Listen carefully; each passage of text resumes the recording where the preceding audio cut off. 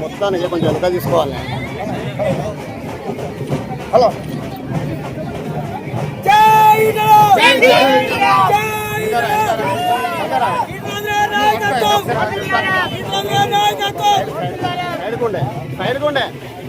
Side కొండు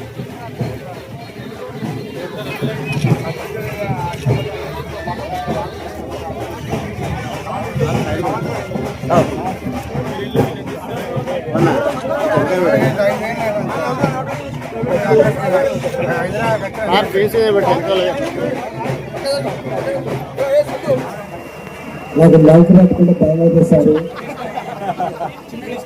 నేను వెళ్ళబోతే తిరిగి model చెప్పమని చెప్తాను.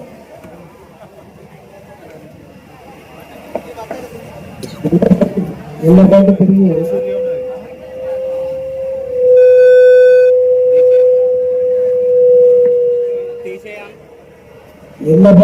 మోడల్ చెప్పమని చెప్తా. 4 ఓట్లు సంపాదించాలని సంపాదిస్తా. ఇక్కడ పెన్షన్ లేకపోతే పెన్షన్ ఇప్పిస్తా. రేషన్ కార్డు లేకపోతే రేషన్ కార్డు ఇస్తా. వాళ్ళ ఇంట్లో ఆపదట్టి ఆదుకుంటా. ఓ ఎంఆర్ఓ ఆఫీస్కో, ఓ ఎంపీడీఓ ఆఫీస్కో, ఓ పోలీస్ స్టేషన్కో పని పట్టు తీసుకుపోతా. కానీ మైక్ పట్టుకోరాదు, మాటలు మాట్లాడాలంటాడు శంకరాన్ని ఎవరైనా ఎదురు చూస్తున్నా. శంకరాన్ని వదిలిపెట్టి పడుకుంటే గుర్తుందా? అయితే నాకు మళ్ళీ శంకరావు ఫోన్ చేసింది. శంకరావు ఫోన్ చేసి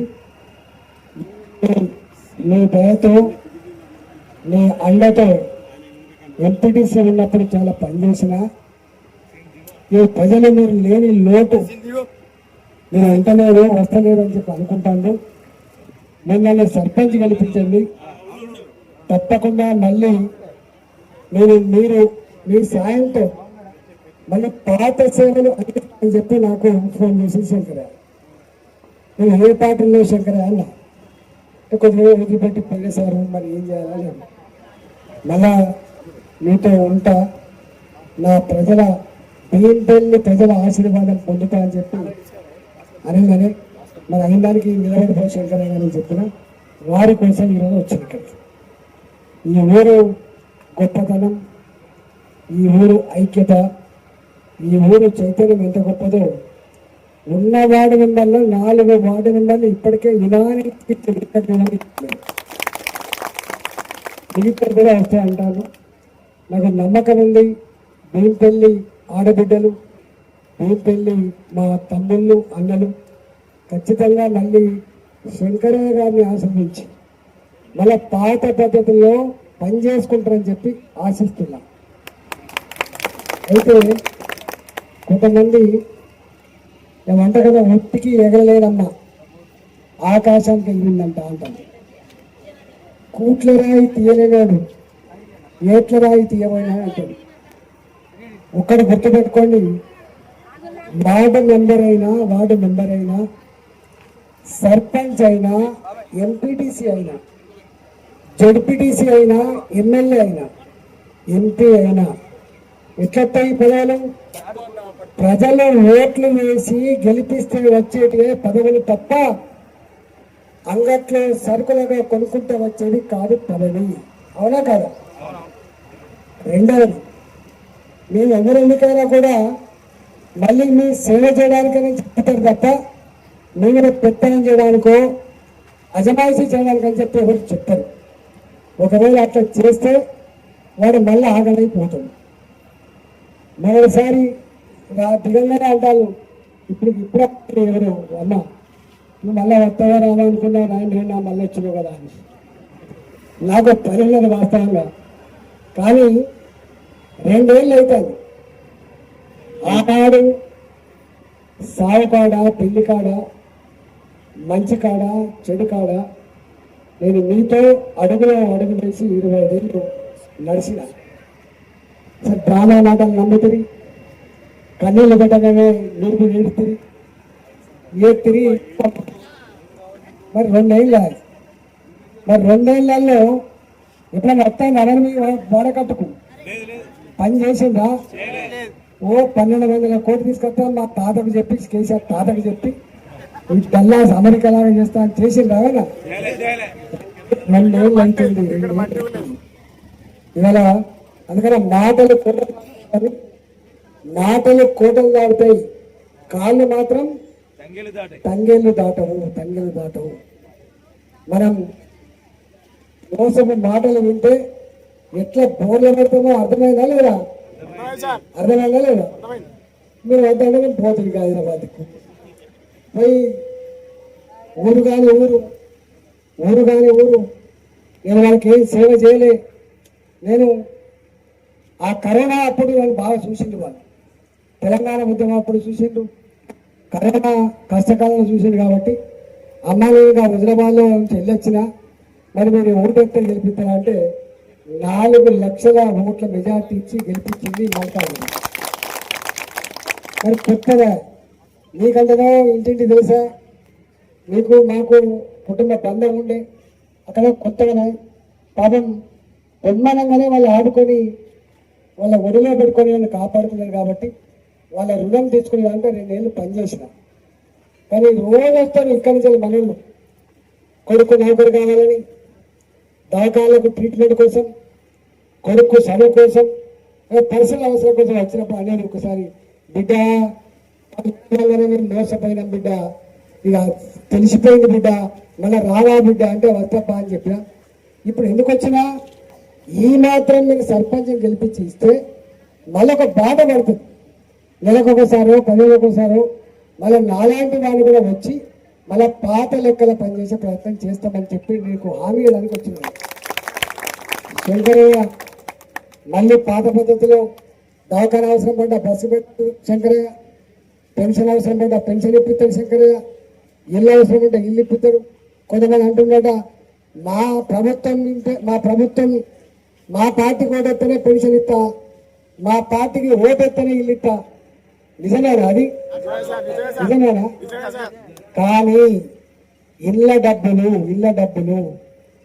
పెన్షన్ డబ్బులు తినే బియ్యం ఎక్కడో తెలుసా మీకు? ప్రజలు కట్టిన పనుల పైసలు మాత్రమే. మీకు తెలియదు. సైకిల్ మోటార్ పెడితే ఎంత ట్యాక్స్ కడతావో, ట్రాక్టర్ కొంటే ఎంత ట్యాక్స్ కడతావో, ఒక బ్రాండ్ సీసా తాగితే ఎంత ట్యాక్స్ కడతావో, సబ్బు బిల్ల అగ్గి పెట్టకుండా కూడా ఎంత ట్యాక్స్ కడతావో.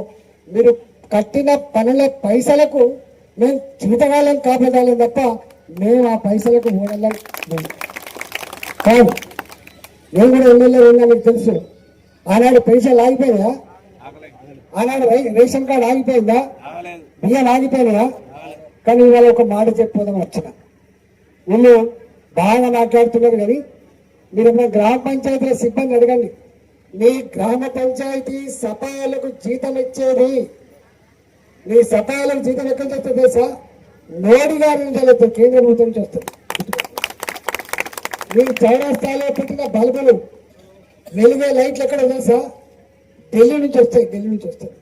కానీ ఢిల్లీ అంటే మోడీ గారు అంటలేదు నేను, మీ పైసలే కావచ్చు, కానీ ఇచ్చేది మాత్రం కేంద్ర ప్రభుత్వం. ఇక్కడ కూడా మీ పైసలే, ఇచ్చేది మాత్రం ప్రభుత్వం ఇస్తారు తప్ప ఎవరి సొంత ఇంట్లోకెళ్ళి ఇయ్యరు. పారే మురికి కాలువ, మీరు నడిచే సిమెంట్ రోడ్డు, మీరు తినే బియ్యం, మీ తడి చెత్త పొడి చెత్త షెడ్లు, మీ శ్మశాన వాటికలు, పచ్చగా పెరిగే మొక్కలు, ఇవన్నీ కూడా మీ అంగన్వాడీలలో ఇచ్చే గుడ్డు, మీ అంగన్వాడీలో ఇచ్చే సరుకు అంతా కూడా కేంద్ర ప్రభుత్వం ఇచ్చేది తప్ప వీళ్ళ ఇంట్లోకెళ్ళి ఏమి ఇయ్యరు. కేసీఆర్ గిట్లే విరమింగిండు. నేను ఆయన దగ్గరనే నేను ఇచ్చిన ఏమిచ్చిండో కర్ర కాల్చి వాట పెడితే దిమ్మ తిరిగిపోయిందా లేదా? నాది అన్నాడు ఎవడు ముందరవాడు గుర్తుపెట్టుకో. నాది అన్నాడు ఎవడు ముందరవాడు, మనది అన్నాడు మాత్రమే ముందు పడతాడు. ఇక్కడ రేషన్ కార్డు అయినా, పెన్షన్ అయినా, హ్యాండిక్యాప్డ్ సర్టిఫికేట్ అయినా, అది డబుల్ బెడ్రూమ్ అయినా అది పేదవాళ్ళకి ఇచ్చేది తప్ప కార్యకర్తలకు ఇచ్చేది కాదు. పేదవాళ్ళని పక్కకు పెట్టి ఉన్న వాళ్ళకి ఇచ్చేది కాదనే విషయం మీరు మర్చిపోకండి. ఉరికే వాడు భయపడేవాడు ఉన్నంత వరకే వాడు తరుముతాడు వల్ల. కానీ ఎవర్రా అంటే మాత్రం వాడు తోక ముడుస్తాడు. గుర్తుపెట్టుకోండి, ఇక్కడ ఎవరిది కాదు, ఇక్కడ ఎవరిది కాదు. మళ్ళీ ఈ పెన్షన్లు, నేను ఇంతమంది చెప్పి బియ్యం ఇవన్నీ కేంద్ర ప్రభుత్వం ద్వారా వస్తాయి.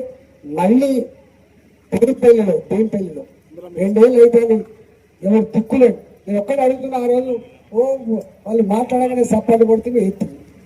500 కోట్ల రూపాయలు కేసీఆర్ తాత దగ్గర తెస్తా అంటే ఎత్తుంది. వచ్చిందా అమ్మ? ఎప్పుడైనా మనం వాడకట్టుకుంటే ఎవరైనా వచ్చిందా? ఇచ్చిందా? చనిపోతే ఇంత సాయం ఇచ్చిందా? పెళ్లి కాడింత సాయం చేసిందా? చెప్పండి. పెట్టిందా? బస్సు పెట్టి దవకాలకు మొన్ననే ఈ ఊరు ఆయన వచ్చిండు, మా పోచాయట, వాళ్ళ పేరు పోసే దవకాల పనిచేస్తాడు విజేందర్ వాళ్ళ నాన్న వచ్చిండు మొన్న 3 రోజుల క్రితం. ఉరికొచ్చిండు పోచాయన సమ్మె వచ్చి ఇట్లా చూపిస్తాడు గుండు తీసి. ఏందా సమ్మె అంటే, నువ్వే బతికిచ్చినావు, 10 లక్షల రూపాయలు పెట్టి మిషన్ పెట్టించిన బిడ్డ, అందుకే ఇక్కడ బతికిన బిడ్డ అంటే ఒక్కడ సమ్మెనా వాళ్ళ కొడుకు నౌకరు పెట్టించినప్పుడు, అప్పుడు తెలంగాణ ఉద్యమంలో ఒక నౌకరు రాజీనామా చేసిండు విజేందర్, అంతేనా? రాజీనామా చేస్తే ఎందుకు చేసిన బిడ్డ అని తీసుకొని మళ్ళా దవాఖాన పెట్టించిన. మీరు ఎప్పుడైనా దవాఖాన పోతే అప్పుడో ఇప్పుడు దిక్కుంటుంది. దీంతో రాగానే ఆ పిల్లవాడు రీచ్ చేసుకొని దిక్కుంటాడు. ఇగో ఈయనకి మిషన్ పెట్టించిన బతికిందని చెప్పి నేను అడుగుతున్నా.